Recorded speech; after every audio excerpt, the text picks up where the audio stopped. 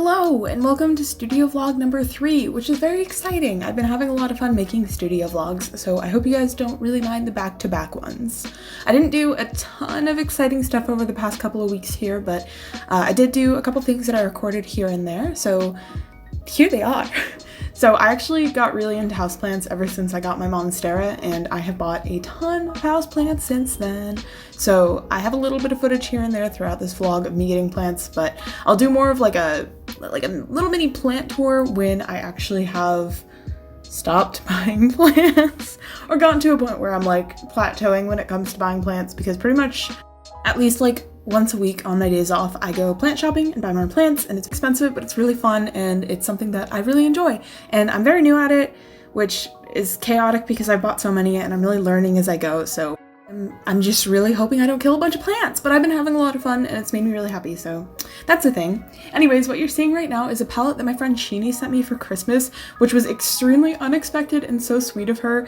This is one of the Finetech Pearlescent watercolor palettes, and this one is so gorgeous. We've talked about these palettes for quite some time, and she just out of the blue sent me one, and I was so excited to swatch these. The colors are absolutely gorgeous in this palette. Finetech has a pretty big selection of their metallic watercolors. This one specifically, I believe it's the Warm set, and it comes with really like pinkish shades, which is absolutely perfect because that's like definitely the set I would have purchased for myself. They have a bunch of different sets. They have like these square pans and they also have round pans. I don't think there's a difference in the formula. I could be wrong on that one, but this palette is so pretty and the colors in it are absolutely gorgeous. I've only ever worked with the Kuretake Gonzai Tombi Starry Nights watercolor palette, which is the one that I showed earlier. So I've always wanted to try these ones just to compare them. And honestly, like I've really wanted to expand my collection of metallic watercolor palettes for a while now, just because the only set I have is golds, which is definitely the set that like I would fluctuate the most to. Even if I had a set like this one where it's pinks and purples, definitely I feel like golds are the ones that are most easy to incorporate in watercolor paintings, but I've really wanted, especially like this basically color selection, I've wanted warm colors that are metallic, and these ones definitely fit the bill, and they're so pretty and I'm so excited to have them. They're such beautiful colors, so thank you so much, Juni, for sending this to me. This is such an amazing gift and I really appreciate it. Thank you so much.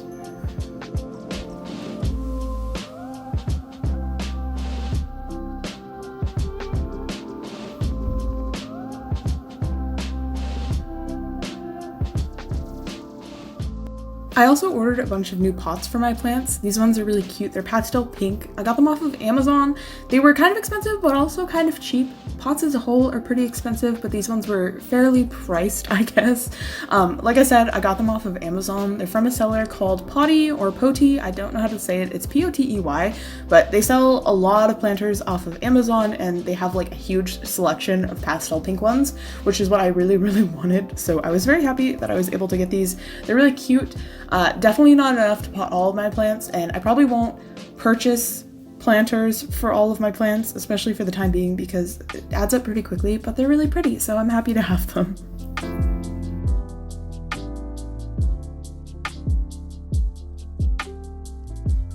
And then the beginning of the year rolled around, which was very exciting because I was able to pack my Patreon rewards for December. I've been having a lot of fun, literally just packing Patreon rewards. I've been like every month looking forward to the first of the month just so I can ship everything out. And it was really exciting this month because I think overall I got like a 50% increase in patrons for my print tier, which was super exciting because this is only the second month that I've done my print tier, so it was just really cool to see how much bigger the stack of prints and envelopes got between last month and this month. And as always, big thank you to everyone who supports me on Patreon. I've been having so much fun on the platform, and it's a very nice way of kind of dipping my toes into selling my art online. Like I said a million times, it feels like by now, I'm planning to open an online store kind of soon. I'm definitely the furthest along I've ever been with it, physically or mentally, like ever, because I wanted to open an online store for the longest time, but now I've finally gotten to the point where like I'm making stock, I'm keeping track of inventory now, which is very exciting, so definitely hoping to do that in the very near future.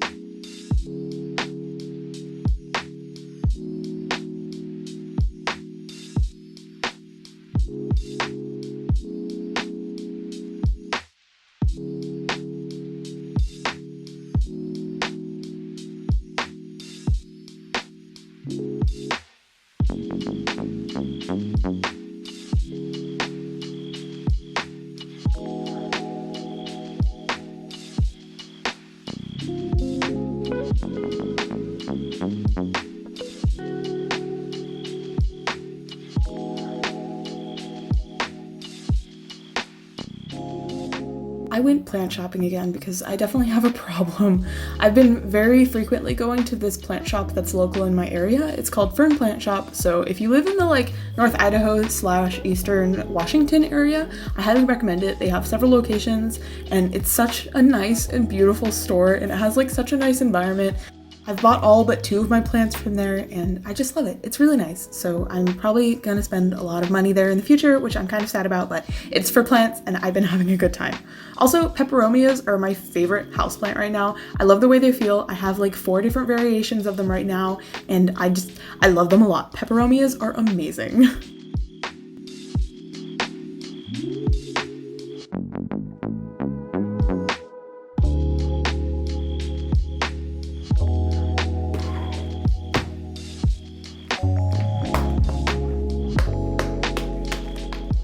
I haven't written on a cake in a really long time, so I really hope this doesn't turn out looking like shit.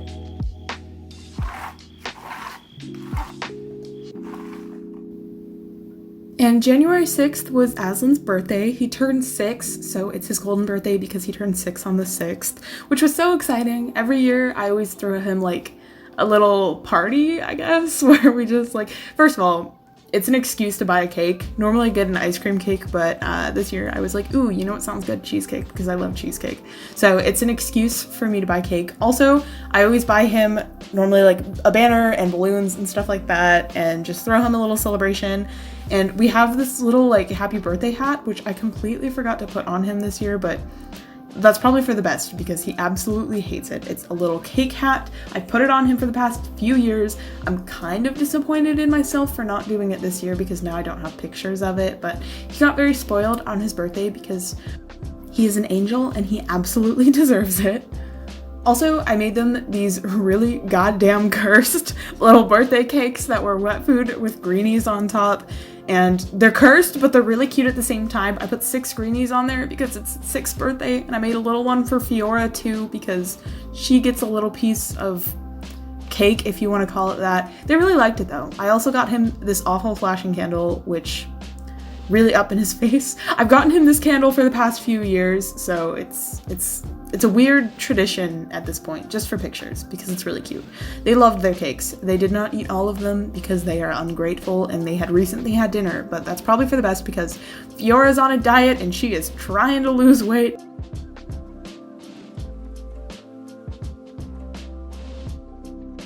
Yeah, certainly not the most extra birthday celebration, but I try and do something small for my cats every year because they're basically my children, so it's really fun to throw them little parties. Also, Steven's brother got Aslan this eggplant toy, and Aslan is a cat who is very, very picky with the toys that he gets. Like, he only likes very specific toys. Most catnip toys he doesn't care for, but whenever he gets toys from Steven's brother, he absolutely loves them, and he has just been in love with this little eggplant toy, and it's so cute to watch because he's adorable. So here's some footage of him being amazing, an angel. I love him.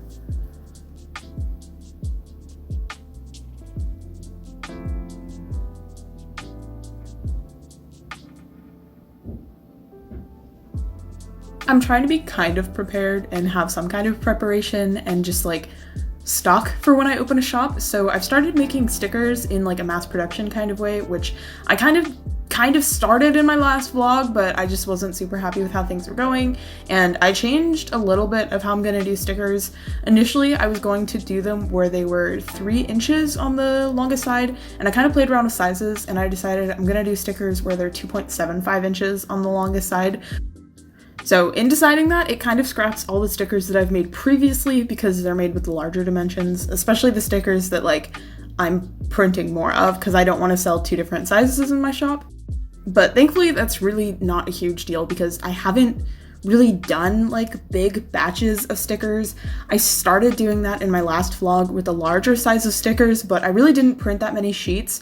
The way I was doing it initially was with like my Dessert Cat series of stickers. I had a bunch of different designs on one sheet, so when I was printing several sheets, obviously since there were like 3 designs per piece of paper, it wasn't really adding up quantity-wise per design pretty quickly, so while I was printing like 5 sheets of stickers, it really didn't feel like I was making much progress in terms of making backstock. So this time around, I just made sure that like each sheet that I was printing just had one design on it. And pretty much what I did was I printed like 4 sheets of every design I had. So what you're seeing me do here is new stickers that I made. I actually went a little crazy and I made a bunch of cats with plants illustrations, and I'm really happy with how they turned out. I think they're very cute. So if you like plants like I do, because I have a problem and I'm hyper fixating on houseplants right now, I'll have some cat stickers with plants, and they're really cute and I really like how they turned out. But I just made sure that it was 1 design per sheet, and I printed like 4 sheets of each design. So depending on the design, I have like 20 to like high 30s of each design, so that is what I am working with for now.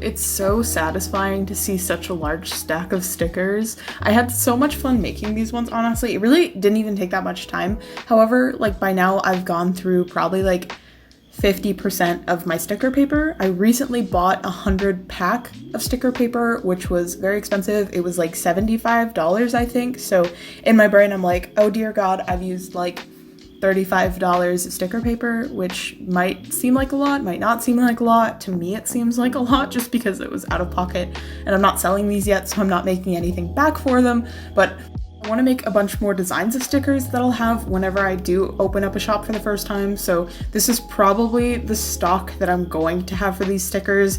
It was like kind of a back and forth thing in my brain for a little bit, where I was like, ah dang, is like 20 to 30 stickers for the initial opening of my stock enough, like per design, or do I need to be making like 50 to 100 of each design? But especially for like opening my shop for the first time, I really don't want to be like super overwhelmed when it comes to having orders. I have absolutely no idea how many orders I'm going to be getting, so I think for the time being, especially if I plan on having a bunch of designs when I first open up, I'm going to try and keep the stock kind of low, which to me is that like 20 to 30 mark range. That way I don't have like a million orders and emotionally die. And then I just wanted to kind of be ahead of things and just keep stock and inventory of what I have on hand. So for the stickers that I do have printed, I just went ahead and I counted all of them. I graded them into A grade and B grade stickers, and then I made a little spreadsheet of everything that I have, so I'm very organized. However, something that is not organized is the actual storage I have of stickers. That's going to change soon because I have them in these little plastic like photo containers, and it's chaotic and it doesn't work very well, so that needs to change.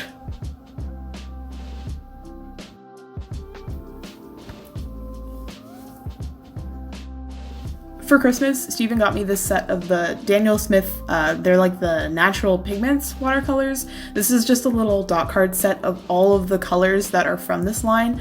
Technically, in the like 238 dot card sheets that Daniel Smith has, which I currently own, they have little dots of these paints, so I was able to swatch them initially when I bought that for the first time. But I wanted to try this just to kind of focus more so on these colors because I was interested in adding them to my palette, but they're very interesting because these are made with natural like minerals, so they're made with like crystals, rocks, stuff like that. I'm not going to go too much into detail explaining that because I know I'm going to do a horrible job and probably spew misinformation. So they're made with natural things, but they're really pretty colors. Some of them have glitter in them, some of them don't. So I just kind of really wanted this set because I was interested in getting a couple colors when I upgraded my watercolor palette, but I wasn't 100% sure if I would be super happy with how the color looked. Like I said, I have my set of the like 238 swatch dot card things, So I had that to go off of, but I really wanted to get these larger ones just so I'd have like more paint to work with essentially. So I just went ahead and I swatched all of them in my own sketchbook. This is a sketchbook that I bound myself. It's with the Canson XL watercolor paper, I believe. I really like want to finish this sketchbook because I'm not super happy with the size of it. It's very narrow. I realize I really like square sketchbooks when it comes to smaller sketchbooks, so anytime I need to swatch something, I kind of put it in the sketchbook just so I can fill up the pages, and this was no exception to that. The colors that actually come in this set are very much so leaning towards neutral colors just because they are made from natural pigments, so of course they're going to be a lot of browns and stuff like that, but there are some brighter colors such as the first one I swatched, and there's also some really pretty greens and blues that come in this line of watercolors as well, but it was just really nice to swatch these in my sketchbook and get kind of a better idea of how these colors lay down, what they look like, how they granulate, because most of these colors granulate really heavily. There are such pretty colors within this line, so if you guys are interested in getting any of these colors, I hope this swatch sheet kind of helps you guys decide like what colors would be a good selection for you and stuff, because these are really pretty colors and I'll probably end up buying a couple tubes of these guys. I really like all the blues that came with these watercolors, as well as the Hematite Violet Genuine. That one is really pretty. It granulates to be almost like a bluish but beige color. It's a very pretty color. So I was really glad that I was able to get these swatch dots because they're a lot bigger than the regular dot cards that Daniel Smith offers. So I have a lot more room to actually play with painting with these colors, which is cool.